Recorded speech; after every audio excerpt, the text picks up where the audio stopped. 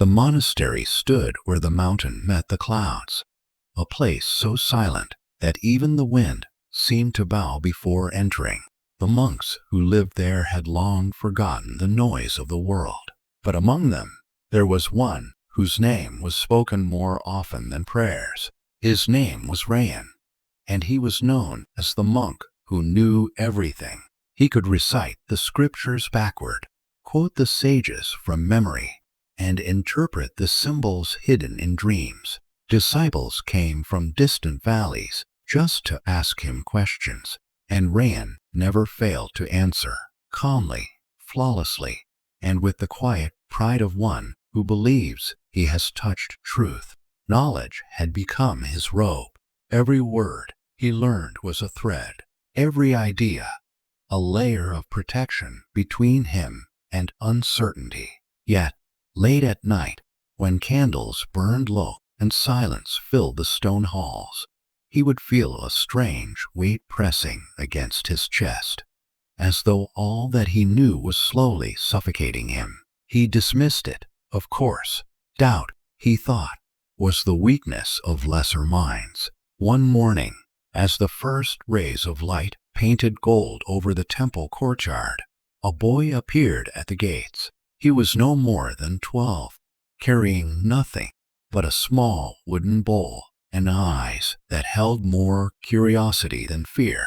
He bowed to the elder monks and then asked softly, "I wish to learn what truth is." They smiled and sent him to Rayan. When the boy entered Rayan's chamber, the monk was surrounded by scrolls. The air smelled of ink, paper, and incense. The boy waited quietly until Rayan looked up. "Truth?" Rayan said. "You have come to the right place. Sit." The boy sat cross-legged on the floor. "Truth," Rayan began, "is that which never changes. It is the foundation beneath illusion, the light behind all shadows." The boy listened, then asked, "Then why does it have so many names?" Rayan blinked, slightly caught off guard. "Because people see it in many ways," he said. The boy tilted his head. "If truth never changes, then how can there be many ways to see it?" For the first time in years, Rayan had no answer ready. His mouth opened, but the words refused to come. The boy bowed again, thanked him, and quietly left. That night, Rayan couldn't sleep. The question echoed in him like a bell in a hollow temple. If truth never changes, why do I see it through so many names? He tried to push it away with mantras and meditation, but the question grew roots in his mind, twisting around every belief he had built. Days turned to weeks. The boy never returned, but his question did. Every dawn, every dusk, the scrolls began to look like cages. The teachings he had memorized now sounded like echoes of someone else's thoughts. One afternoon, he went to the abbot, an old monk with a face like weathered stone. "Master," Rayan said, bowing low, "how does one know when his knowledge has become a burden?" The abbot smiled faintly. "When it begins to speak louder than silence," he said. Rayan waited for more, but the old monk said nothing else. He simply turned and walked toward the garden, where falling leaves danced in the wind. Rayan watched him go and felt something inside begin to crack. A thin, almost inaudible sound, like the first fracture in glass. That night, Rayan gathered his books. He carried them to the temple yard and sat by the fire. For hours he turned each page slowly, watching the ink fade in the flames. When dawn came, nothing remained but ashes and a single scroll, one he had never opened. On its cover were 3 words written in fading ink: "To know nothing." He unrolled it carefully, expecting wisdom written in gold calligraphy, but the scroll was blank, completely blank. Rayan felt a chill pass through him. For a moment he thought it was a mistake. Perhaps the ink had faded with age, but the parchment was clean, untouched. He stared at it for a long time, and in that silence, something ancient stirred within him, something he couldn't name. That day, he left the monastery. He walked away from the chants, from the bells, from the scent of incense, and the comfort of belonging. He carried nothing with him except the blank scroll and the question that refused to die. What if knowing nothing is where knowing begins? He walked for days, across villages and rivers, until the monastery disappeared behind the veil of mist and memory. The world outside was louder than he remembered. Merchants shouted, bells rang, and every man seemed to chase something he could never catch. Rayan watched, silent, as if observing another species. For the first time, he saw how everyone was trying to fill their emptiness with coins, with prayers, with words, and in that noise, he recognized himself. He sat by a well one evening, exhausted. A farmer offered him bread. "You look like a monk," the man said. "But where is your temple?" Rayan smiled faintly. "Perhaps I am still looking for it." The farmer nodded, uninterested in philosophy. "You'll find it when you stop looking so hard," he said, and walked away. That night, Rayan lay under the open sky. For the first time, he felt the cold of the earth, the vastness of the stars. No walls, no chants, no expectations, just breath. He whispered to himself. Perhaps truth was never inside words. As the wind passed through the grass, he felt something loosen, a thread unraveling quietly inside. He closed his eyes, and in the darkness behind them, he saw not wisdom, not light, but a stillness that asked for nothing, and that stillness felt closer to truth than all the scriptures he had ever memorized. When Rayan awoke, the world had changed, or perhaps he had. The trees looked taller. The wind seemed to breathe. Every sound carried a softness he had never noticed before. For the first time, he realized that the world was not speaking to him. It was simply existing. He stayed in that valley for many days, eating little, speaking less. People came and went.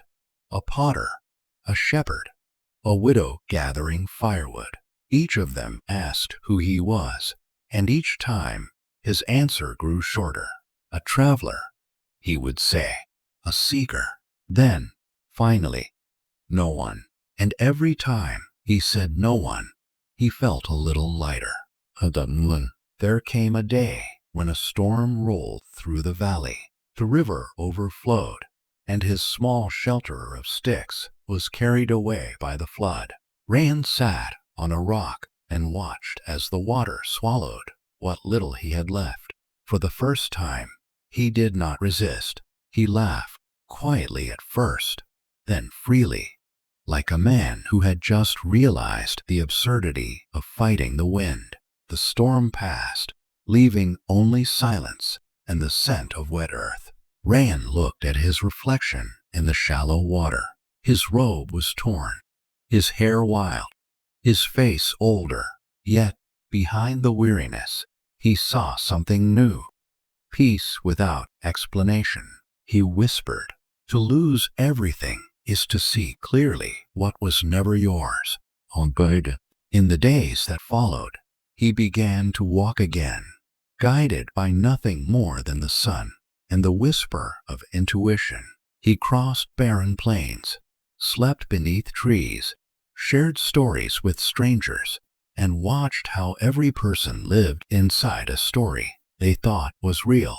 He saw the scholar who clung to words, the merchant who clung to gold, the lover who clung to promises. He saw himself in all of them, every attachment a mirror of his own. One evening, he came upon a small village at the edge of a desert. The people were kind, simple, and poor. They offered him a place to stay, and he accepted. For months, he helped them draw water, fix roofs, and teach children how to write their names in the dust. But he never spoke of truth again.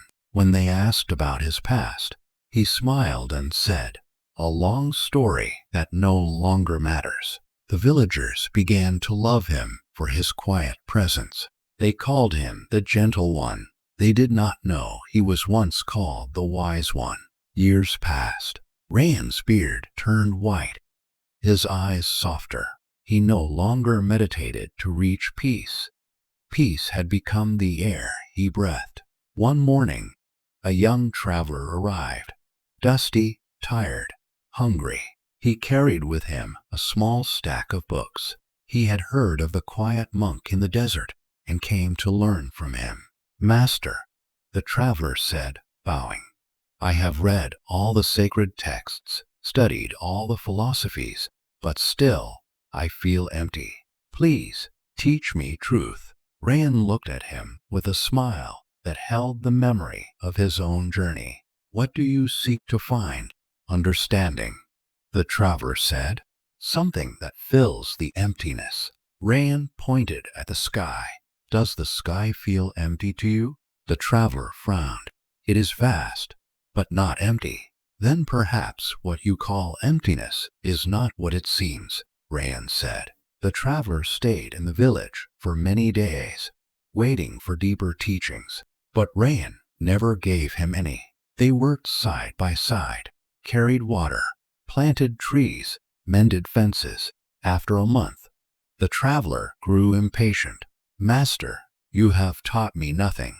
Rayan smiled. "Exactly." The traveler was confused. "Then what am I to do with this nothing?" "Let it do with you," Rayan said.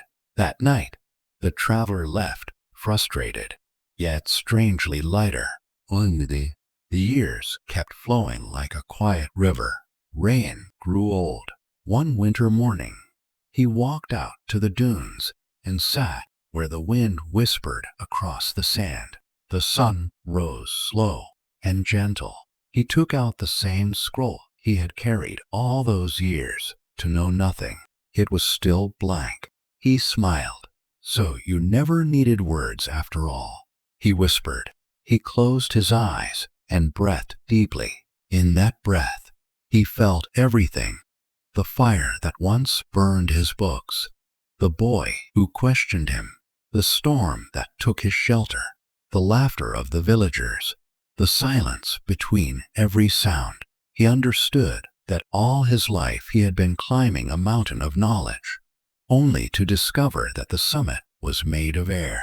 There was no truth to hold, only truth to live. And in that moment, he knew nothing, and it was enough. When the villagers found him the next morning, he was sitting beneath the rising sun, smiling. Still, they buried him by the dunes, where the wind would forever sing through the sand. Years later, travelers passing through the desert would stop and ask, "Who rests here?" And the villagers would say, "A monk who once knew everything and then learned to know nothing." Oh no! In the silence of that desert, stories of him continued to wander, not as lessons, but as reminders that truth is not a possession, wisdom is not a crown, and peace does not arrive by learning more, but by unlearning what is false. There are those who seek to fill their minds, and there are those who dare to empty them. The first may gather knowledge. The second finds freedom. The monk who knew nothing.